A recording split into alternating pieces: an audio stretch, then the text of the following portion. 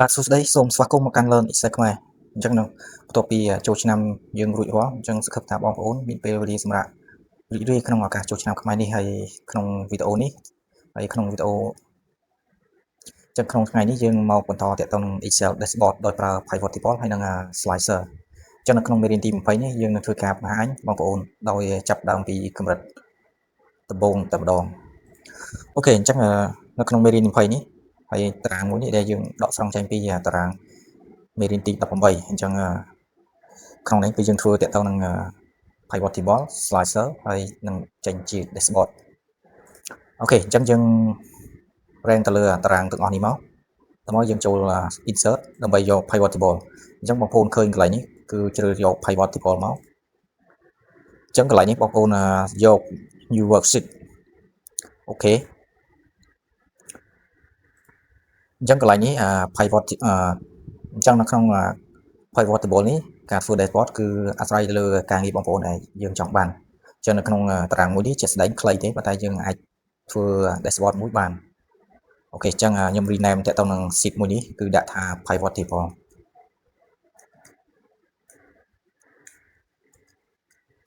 អូខេអញ្ចឹងនៅក្នុងតារាង sheet មួយនេះគឺយើងធ្វើសម្រាប់តែ Pivot Table ទេអញ្ចឹងទីមួយយើងចង់បានតាក់ទង date បងប្អូនអាចទាញជា column ក៏បានទាញជា row ក៏បានអញ្ចឹងខ្ញុំយកជា row អូខេយើងបាន date មួយហើយតមកយើងអត់ចាំបាច់ទៅ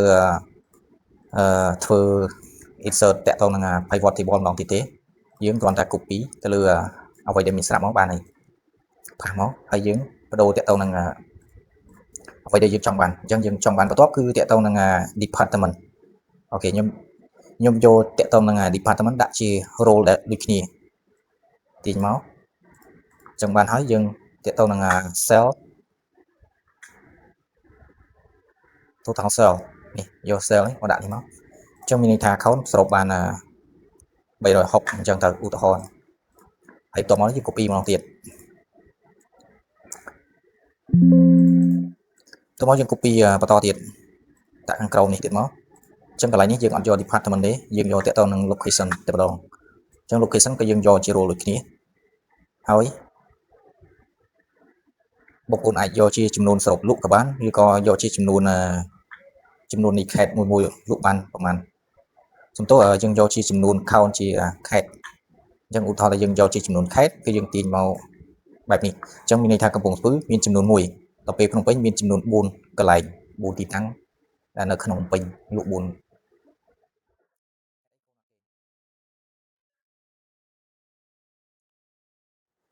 អូខេហើយបន្ទាប់មកទៀតយើងចង់បានតាក់ទងនឹង department តាក់ទងយើងចង់បាន slicer អញ្ចឹង copy ទៀតមកផាសកន្លែងនេះកន្លែងណាក៏បានដែរចិត្តគ្នាមកអូខេ department គឺយើងយកសម្រាប់ slicer អញ្ចឹងយើងមើលសិនថាសរុបយើងបាននៅអូខេនៅមួយទៀតគឺយើងតាក់ទងនឹង net sale net income នេះអញ្ចឹងយើងអត់យកទេយើងយក net income ទីមកសរុប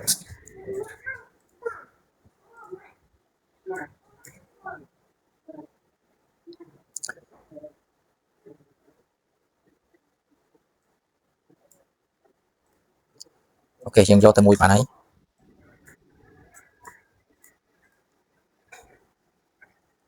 ើយតមកយើងចង់បានតាក់ទងនឹងចំនួនសរុបនៃទី1តាក់ទងនឹងសរុប sale ទី2តាក់ទងនឹង net income sale អញ្ចឹងនៅក្នុងនេះយើងបានអូខេជាងបន្តទៀតគឺយើងតាក់ទងនឹងចង់បានតែចំនួន total ស្មើទីចិត្តបន្តិចអញ្ចឹងកន្លែងនេះយើងអត់ចង់បានជា row បែបនេះទេ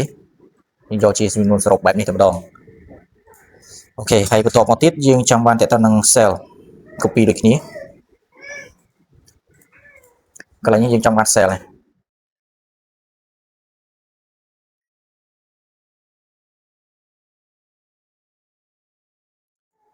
អូខេឥឡូវបងប្អូនគិតថានៅសល់អ្វីទៀតដែលគិតថាចង់បានអូខេបន្ទាប់មកយើងបានតាក់ទង total sum cell តាក់ទងនឹង net income ហើយនឹង total sale អូខេអញ្ចឹងគិតថាព័ត៌មានដែលយើងចង់បានទៅលើសម្រាប់ dashboard អស់នៅទី1 date យើងមានហើយ department ក៏មានដែរ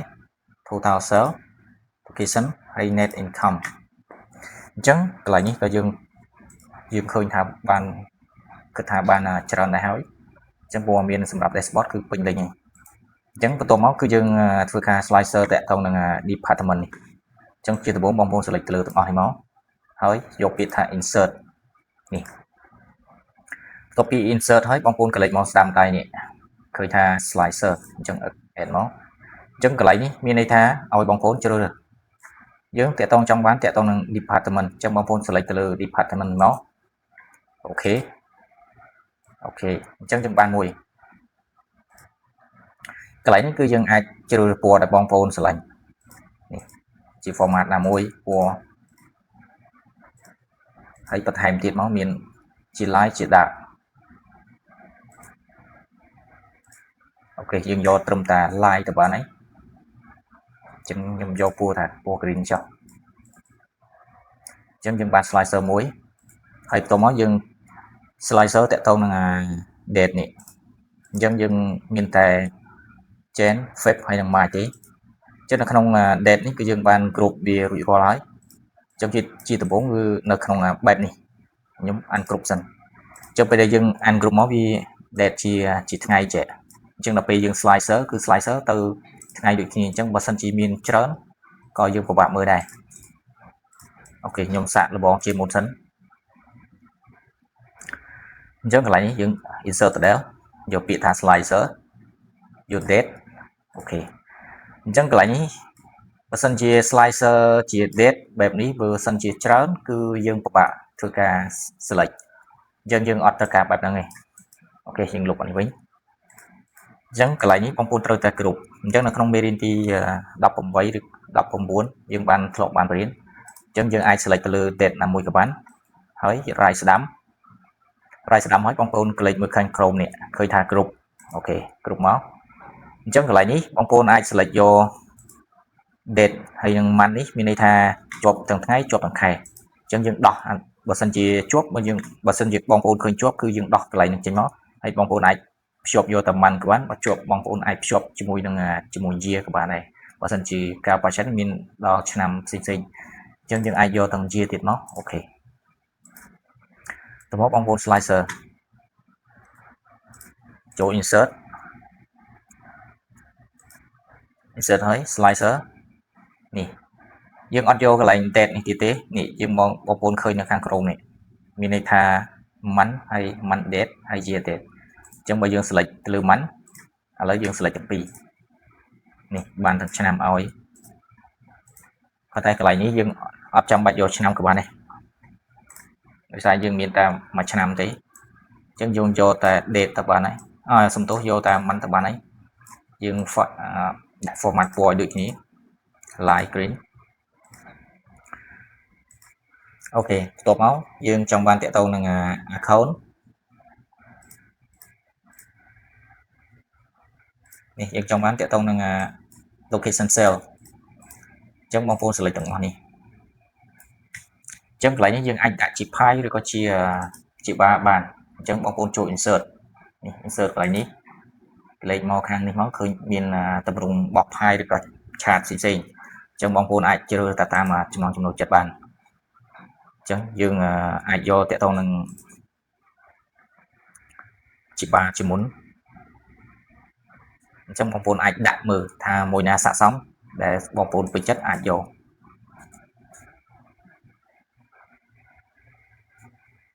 អញ្ចឹងខ្ញុំយកជាសសរបែបនេះចុះ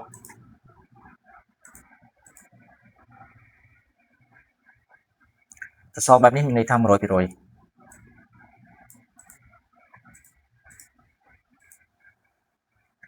អូខេខ្ញុំសុំម្ដងទៀត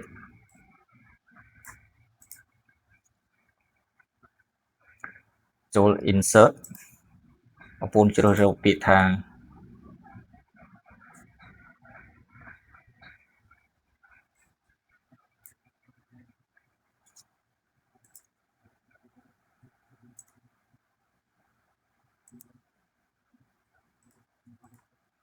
នេះក៏អត់សូវពេញចិត្តដែរខ្ញុំដូរផ្សេងទៀត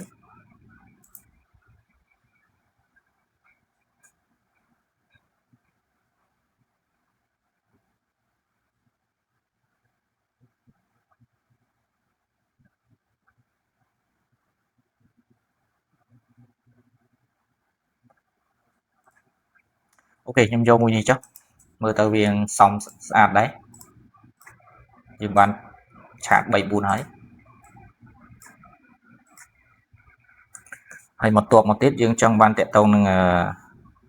thì vui location thì bây giờ ok nhưng do nên mùi tiết chắc nhưng do tệ tông nâng chip 2 viên đồng insert chip 2 đi mất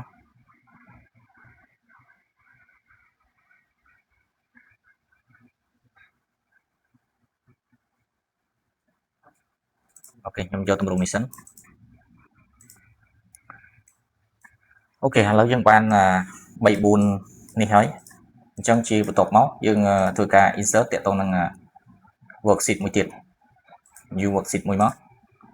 nhưng đã than dashboard ok chẳng chiបន្ទាប់យើងបងប្អូនត្រូវតែដោះតាក់ទងនឹង green line នេះចោលឃើញបន្ទាត់ក្រូនេះយើងដោះចោលទៅដើម្បីយើងដាក់ dashboard មកយើងមើលទៅស្អាតអញ្ចឹងជាដំបូងបងប្អូនចូល venue មកនេះបងប្អូនដោះតាក់ទងនឹង green line អូខេអញ្ចឹងឃើញថា blank ស្អាតហើយបន្ទាប់មកបងប្អូនតាក់ទងនឹង insert តាក់ទងនឹង background មួយបងប្អូនចូល insert ចូល save នេះ save នៅក្នុងរបស់យើងនេះអញ្ចឹងបងប្អូនអាចយកទម្រង់ជា gray នេះត្រីកោណនេះអូខេយើងបានប្រព័ន្ធនេះយើងដូរតាក់ទង background អញ្ចឹង background បងប្អូនចង់បានតាក់ទងពណ៌អីយើងដាក់ពណ៌ហ្នឹងអញ្ចឹងខ្ញុំធ្វើជាពណ៌ white ឲ្យបងប្អូនតម្រងនេះនៅចំណងក្នុង3នេះដែលបងប្អូនអាចគួរតែដឹងទី1 save fill save outline save effect អញ្ចឹង save fill នេះគឺយើងចង់ដាក់ fill ទៅលើពណ៌ណាមួយឧទាហរណ៍នេះចាំបងប្អូនអាចដូរទៅតាមពណ៌ដែលបងប្អូនឆ្លាញ់អូខេហើយតើតើនឹង save outline នេះគឺមានន័យថានេះបងប្អូនចង់បានពណ៌ទៅលើ color ខាង border នេះពេល save effect នេះគឺមានន័យថាយើងចង់បានជា small ជាឧទាហរណ៍ថា small មានន័យថាកែមខាងនេះមាន small អញ្ចឹងក្នុងនេះគឺជា sample បងប្អូនឃើញមាន small ដិតជីពីក្រោមពីចំហៀងពីស្ដាំអីនេះគឺអញ្ចឹងបងប្អូនអាចតេស្តសាកមើលទៅថាមួយណាស័ក្តិសមស្អាតបងប្អូនអាចយកទៅអូខេអញ្ចឹងខ្ញុំយកពណ៌នេះសិនអញ្ចឹងកន្លែងនេះខ្ញុំចង់ដាក់ white ទៅបានអីfill នេះ save fill ខ្ញុំដាក់ white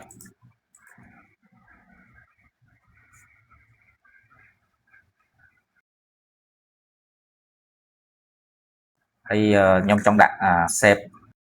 អញ្ចឹងបងប្អូនអាច copy ក៏បានបងប្អូនអាច control C ហើយឲ្យចេញបូកលើ mouse មានន័យថាឃើញបូកបែបនេះបងប្អូននេះមកឃើញចេញឲ្យ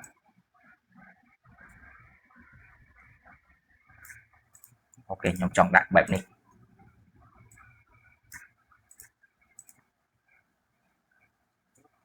អញ្ចឹងនៅក្នុងបន្ទាត់ក្នុងនេះខ្ញុំចង់ដាក់ខ្ញុំចង់ remove outline ចោលអត់ចង់ដាក់ទេអញ្ចឹងបងប្អូន select មកហើយយក save format នេះអញ្ចឹងកន្លែងនេះបងប្អូន save outline នេះបងប្អូនក្លេកមកក្រោមមកនេះ no outline អូខេអញ្ចឹងយើងអត់មាន outline ទេហើយពណ៌ small នេះខ្ញុំក៏ចង់ដូរពណ៌ដែរអូខេខ្ញុំចង់ដាក់ពណ៌ចូល save effect ហើយយកពាក្យថា center trail នេះបងប្អូនយក center option នេះអញ្ចឹងពណ៌ដែលមិញនេះរាងពណ៌កម្ៅនេះ color black អូខេខ្ញុំចង់បានពណ៌ទាក់ទងនឹង light green នេះអញ្ចឹងខ្ញុំចង់យកពណ៌នេះតម្ដងហើយកន្លែង blur នេះយើងចង់បន្ថែមស្មលឲ្យវាក្រាស់ជាងនឹងបន្តិចចំណែក size នេះ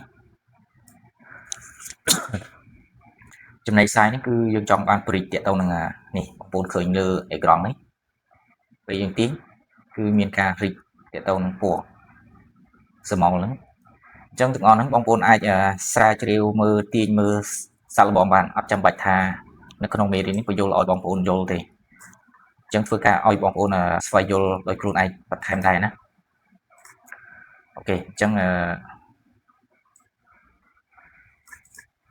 យើងបានប៉ុណ្ណេះហើយបែកមកឃើញថា crossover ជាងមុនអញ្ចឹងកន្លែងនេះក៏យើងដូរពណ៌ដែរ ខ្ញុំដូរ offline ទៀតខ្ញុំដូរ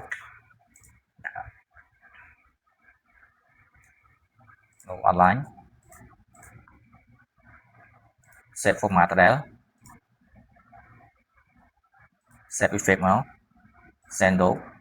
យកពាក្យថា sando option អញ្ចឹងដូរពី color black នេះមក green អូខេយើងឃើញថាពណ៌រៀងឃើញស្អាតជាងមុនអញ្ចឹងយើងត្រូវការ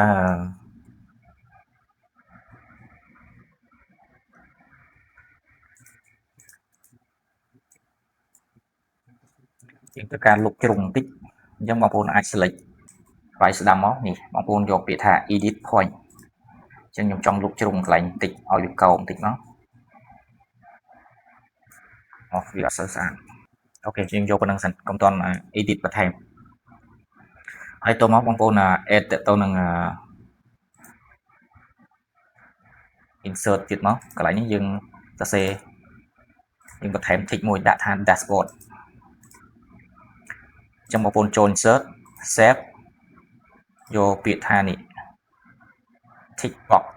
អូខេអញ្ចឹងបងប្អូន select ទៅលើទីតាំងដែលបងប្អូនចង់សរសេរអញ្ចឹង dashboard យើងដាក់ទីតាំងនេះចុះ dashboard ដោយសារអក្សរពណ៌ white ដែរអញ្ចឹងមើលអត់ឃើញទេអញ្ចឹងខ្ញុំដូរ font ពណ៌ខ្មៅសិន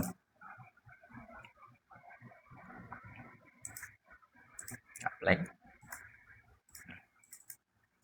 dashboard សរសេរអក្សរធំអូខេហើយតមក ព្រី font ឲ្យធំបន្តិចមក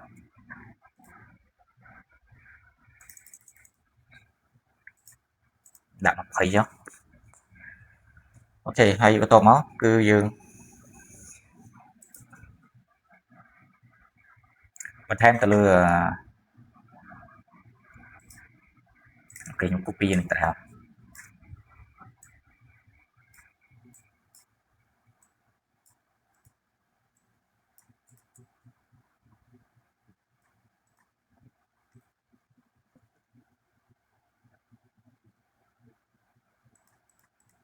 កន្លែងនេះបងប្អូនអាចកែប្រែ save បានអញ្ចឹងបងប្អូន select មកយកពាក្យថា insert ទៅដល់សំទោសយកពាក្យថា save format នេះបងប្អូនកលេចមើលខាងលើនេះអញ្ចឹងកន្លែងនេះគឺមានន័យថា edit point អញ្ចឹងបងប្អូនអាច select ទៅលើកន្លែងនេះមក change save ហើយបងប្អូនយកកន្លែងនេះខ្ញុំចង់បានយកតាក់ទងនឹងកុំឲ្យលុបជ្រុងតាមជ្រុងតិចអញ្ចឹង save របស់យើងរាងមូលបន្តិច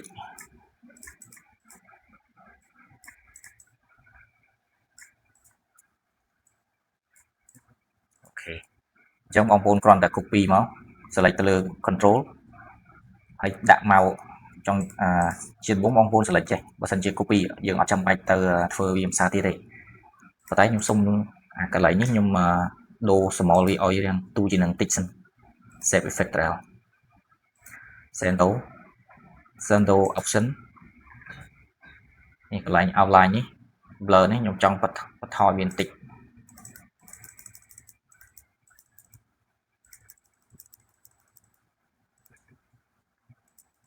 ហើយទម្រង់មកទូចតិចមកអូខេប៉ុណ្ណឹងបានហើយអញ្ចឹងបើសិនជាបងប្អូនចង់ copy បងប្អូនអត់ចាំបាច់ទៅធ្វើ insert save អីម្ដងទៀតទេបងប្អូន select ឲ្យចេញបែបនេះមកចុច control អញ្ចឹងមកបងប្អូនឃើញមានសញ្ញាបូកបែបនេះអញ្ចឹងបងប្អូនទាញមកអញ្ចឹងបានមួយទៀតហើយទាញមួយទៀតមកបានមួយទៀតហើយអូខេអញ្ចឹងយើងធ្វើការ train ទៅលើរៀបចំទៅលើ dashboard របស់យើងហើយ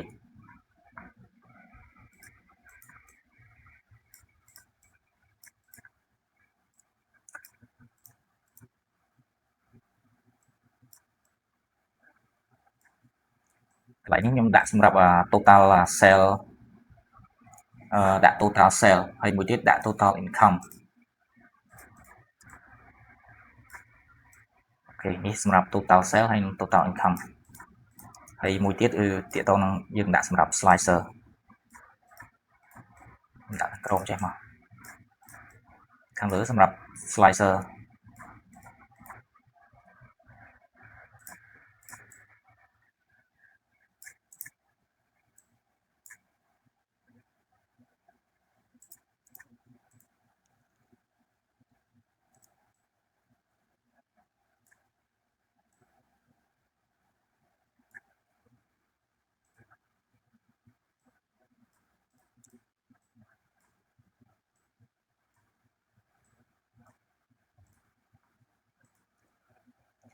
ចឹងកន្លែងនេះសម្រាប់ total income សំទោស total sale ឬក៏ total income នេះពីរនេះគឺសម្រាប់ទាំងពីរហ្នឹងចំណុចខាងលើយើងដាក់សម្រាប់ slicer date ហើយនិង slicer department ហើយខាងនេះវាអត់ទាន់ដឹងថាដាក់អីទេយើងអាចត្រេងវាបដិសន្នសិនថាយើងគួរដាក់អីឲ្យសមអូខេជាដំបូងយើងចាប់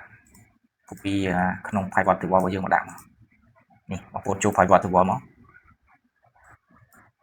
អញ្ចឹងនៅក្នុងនេះយើងចង់ដាក់ជា role ជា column ម្ដងយើងអត់ដាក់ជាបែបនេះទេ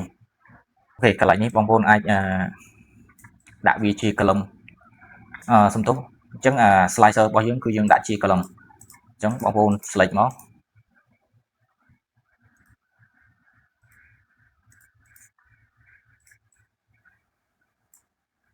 កន្លែងនេះឃើញថារៀងញ៉េញ៉ៃប៉ុន្តែបន្ទាប់ពីយើង copy ចេញហើយយើងលុបចោលទៅយើងអត់ចាំបាច់ទុកទេfile ឬក៏ bar ទាំងអស់នេះអញ្ចឹងយើងដូរតាក់ទងនឹង column របស់វាមក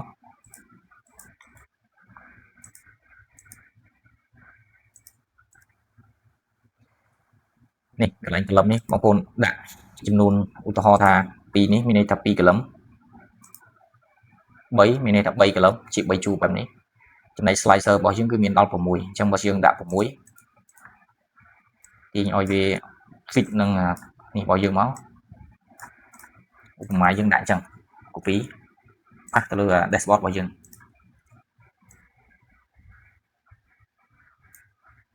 អូខេយើងបានមួយឬក៏យើងដាក់វានៅកន្លែងក្រោមនេះដាក់កន្លែងនេះសិនចុះទៅមកចូល pivot table ទៀតកន្លែងនេះយើងលុបចេញទៅអត់ទុកទេអូខេទៅមកយើង slicer តាក់ទងនឹង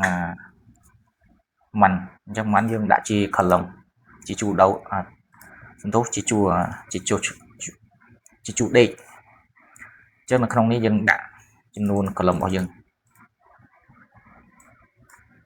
អញ្ចឹងអាច12ខែប៉ុន្តែជាក់ស្ដែងយើងមានតែ3ខែទេប៉ុន្តែនៅក្នុងនេះ small នេះមានន័យថាយើងអត់ទាន់មានប៉ុន្តែយើងព្រៀងទុកឲ្យហើយអូខេចូលមកសារទៀតមកដាក់ដល់12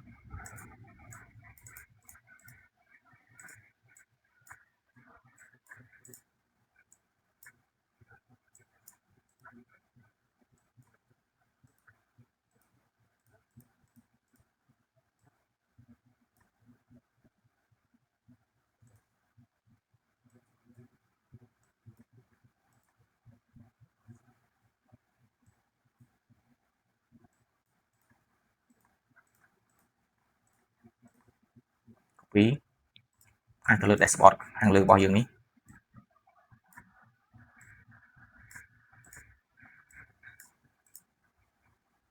អូខេឃើញច្រើនបន្តិចយើងស្កានបន្តិចហើយអញ្ចឹងយើងអាចដាក់ជា2ជួរឬក៏មិនដែរចាំមើល slicer ខាងក្រោមនេះទាក់ទងនឹង height ហើយនឹង weight នេះអញ្ចឹងបងប្អូនអាច select មើល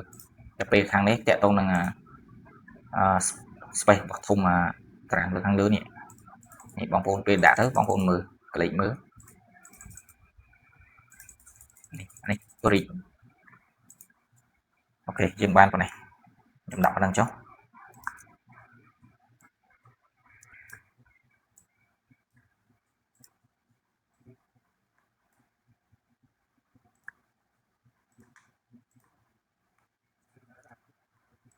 យើងកែប្រែទំហំបន្តិចដោយសារវាអត់ទាន់ស្អាត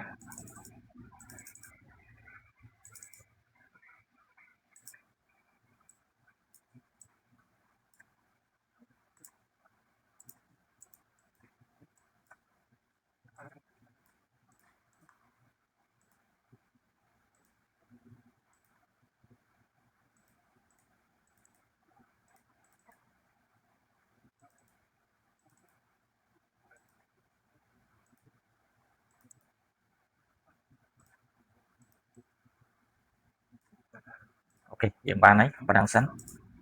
កន្លែងគឺយើង clear filter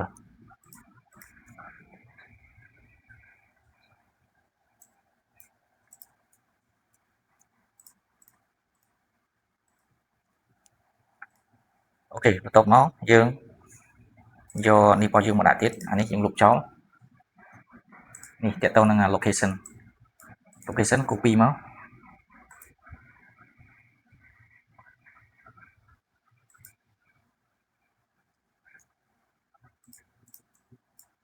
rồi chúng ta ăn chrome này máu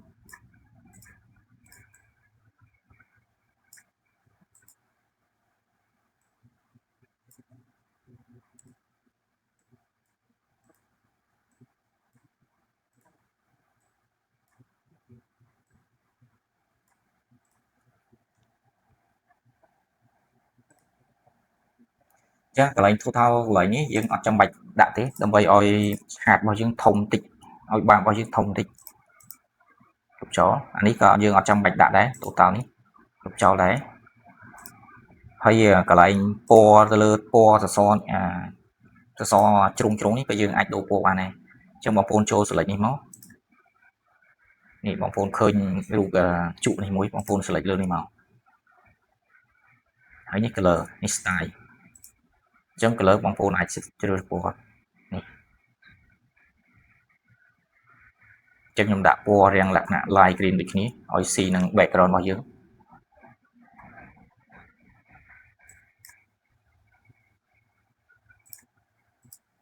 ok bạn mùi hỏi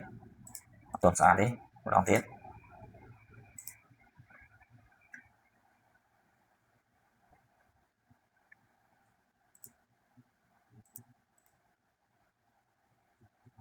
ok po năng này so từng on cái bóng phone ai brick bạn đôi nhỉ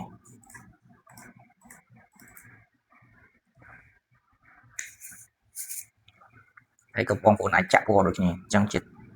color này của máy nhưng họ xong tôi này background này nhưng đã po so thầm đá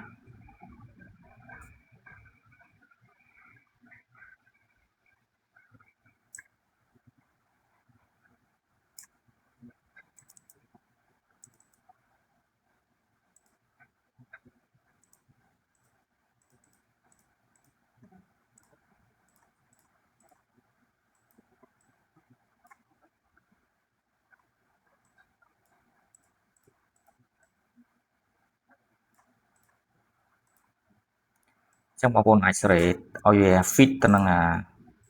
background bao nhiêu oi về phân này oi thông chiến tế ok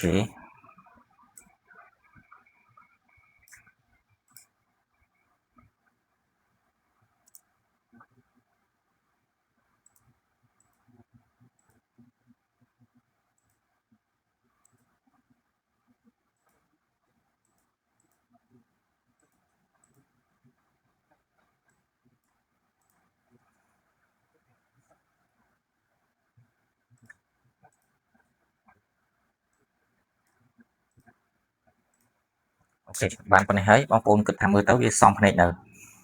và xong phần này thấy dương tục sẵn phần đằng sẵn tôi nói dương màu hai vọt thì bỏ vào đầu tiên nó dương lục tránh hao giấy chân là sau mùi nhỉ copy hoặc một lượt dashboard này cho nên dương lục trong lịch nhỉ ok chân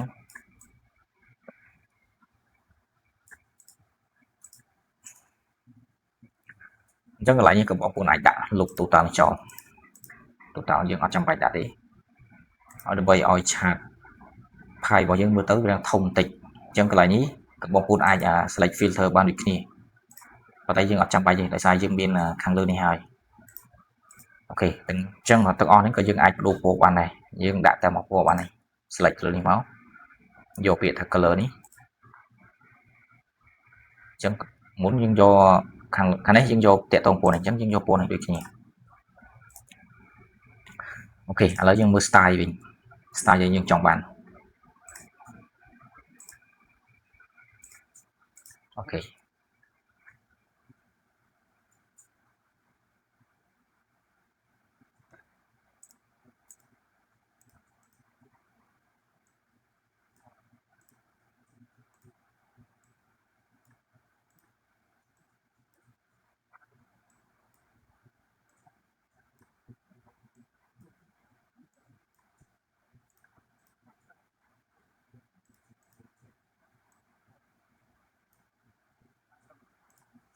ok ប៉ុណ្ណឹងមើលទៅស្អាតនៅ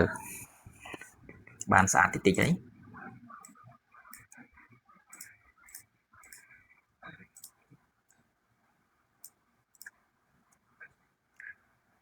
អញ្ចឹងយើងបានមួយហើយបន្ទាប់មកគឺយើងតទៅនឹង total income ហើយនឹង total sale យើងរៀបចំឲ្យស្មើគ្នាមើលទៅឲ្យស្អាត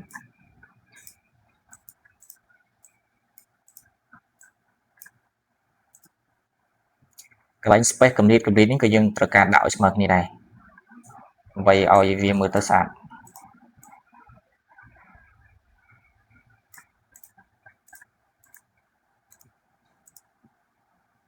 ព្រិចបន្តិចទៀតបើសិនជា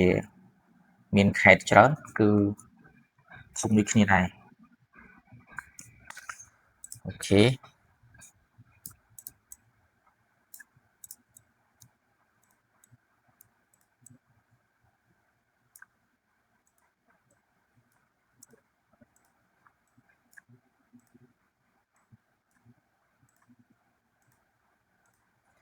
ចឹងនៅក្នុងchart ហើយនឹង background នេះបងប្អូនអាច group វាឲ្យជាមួយ group បានពេលដែលយើងទាញយើងអត់ចាំបាច់ទាញទៅទាំងអស់ម្ដងមួយចឹងបងប្អូន select បែបទាំងអស់នេះមកហើយ control ចុច select ខាងក្រោយមួយទៀតម្ដងទៀតបងប្អូន select ទៅលើchart របស់យើង control ចុចលើ background ឲ្យចេញពីបែបនេះទៅមក right ស្ដាំហើយបងប្អូនឃើញពាក្យថា group ចឹងបងប្អូនដាក់ group ពីទៅមួយមកចឹងមានន័យថាពីរហ្នឹងវាបានចូលគ្នាទៅមួយហើយចឹងបងប្អូនអាចចង់ទាញចង់ move គឺមកទាំងអស់ហ្មងអត់នេះពេលបងប្អូនចង់ទាញពីមកតែមកម្ដងទាំងអស់អត់ចាំបាច់ឲ្យបងប្អូនចាប់ម្ដងមួយទេ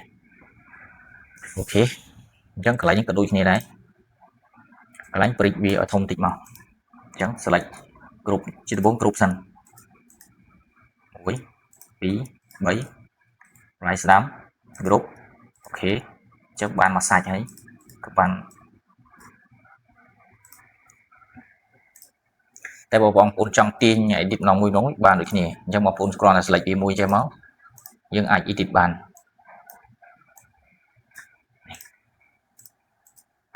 ចំណែកអក្សរទាំងខាងនេះក៏បងប្អូនអាច break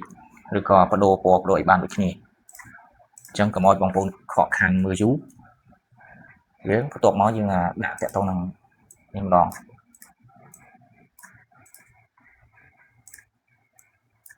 ្ញុំលុបវាចោល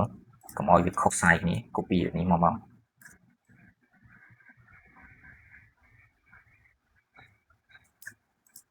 ខាងលើក៏ទាញឲ្យប៉ុណ្្នឹងដែរអូខេមើលទៅស្អាតនៅបន្ទាប់មកគឺយើងធ្វើការ total តាក់ទងនឹង sale ហើយនឹង total income net income ចឹងកន្លែងនេះយើង insert តាក់ទងនឹង text box មួយទៀតមកអូខេនេះចឹងកន្លែងនេះយើងដាក់ total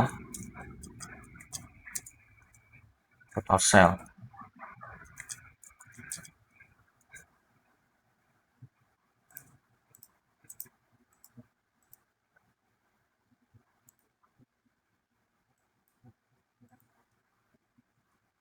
គួរសេអក្សរតូចបានហើយ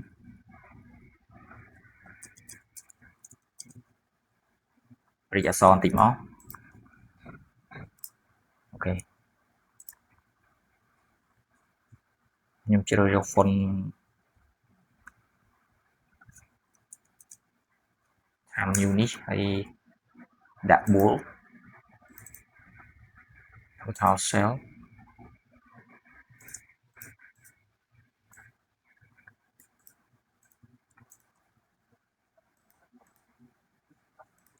អូខេអញ្ចឹងបានហើយខ្ញុំ copy លុបនេះហើយ copy ដាក់ផង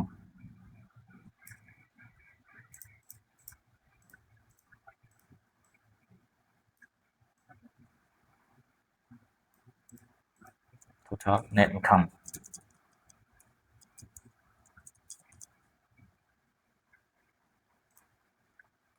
អូខេអញ្ចឹងយើងបានប៉ុណ្ណឹងហើយយើងតបមកយើងត្រូវការ link data ពីរនេះ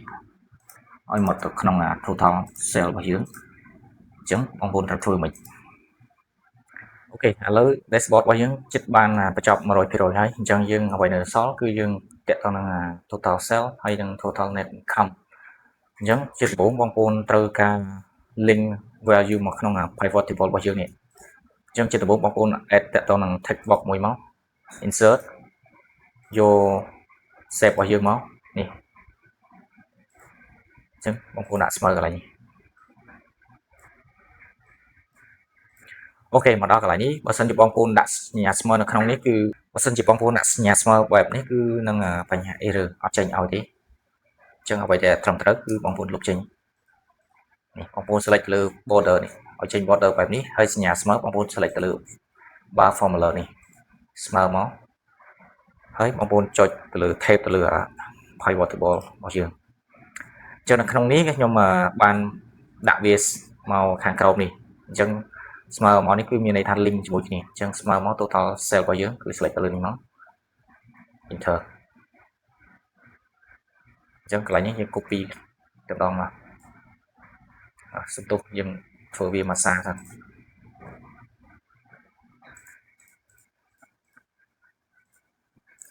ចឹងកន្លែងនេះយើង break font វាបន្តិចមកឲ្យវាមើលទៅស្អាត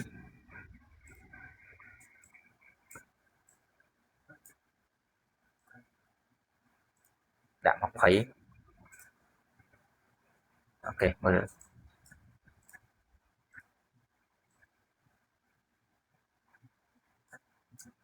ចឹងយើង copy នេះមកនេះមកភាសាយើងអត់ចាំបាច់ធ្វើវាភាសាទៀតអញ្ចឹងអូខេយើងបដូរ link វាវិញមក pivot table របស់យើង add cell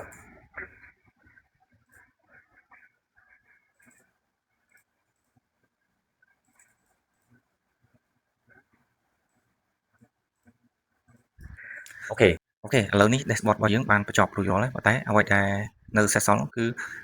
ដល់ពេលដែលយើងចុច tab ទៅលើ slicer របស់យើងគឺមានន័យថាទៅតាម chart នីមួយៗគឺអត់មានការប្រែប្រួលទេ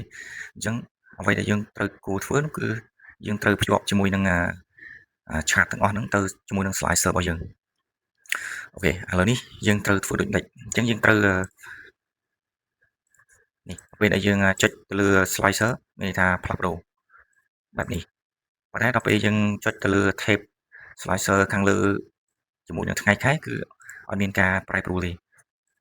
អញ្ចឹងទី1បងប្អូនត្រូវតែ connect ជាមួយនឹង slicer របស់យើងនេះសំទោសបងប្អូនត្រូវតែ connect ជាមួយ slicer របស់យើងទៅតាម chart នីមួយៗទាំងអស់នេះអូខេជាដំបូងបងប្អូនចុចបែបនេះមកហើយស្ដាំហើយជ្រើសយកពាក្យថា report connection អញ្ចឹងបងប្អូន select លើនេះមកអញ្ចឹងចេញបែបនេះហើយបងប្អូន tick លើ pivot table របស់យើងទាំងអស់នេះ tick ទាំងអស់ដើម្បីឲ្យ slicer របស់យើងគឺពេលដែលយើងចុច tab ទៅគឺយើងមានការតាម chart នីមួយៗគឺប្រែប្រួលអូខេយើងបានអីអញ្ចឹងសាកយើង tick មើល change web អូខេអញ្ចឹង clear វិញ clear ហើយកន្លែងនេះក៏ clear ដែរ IT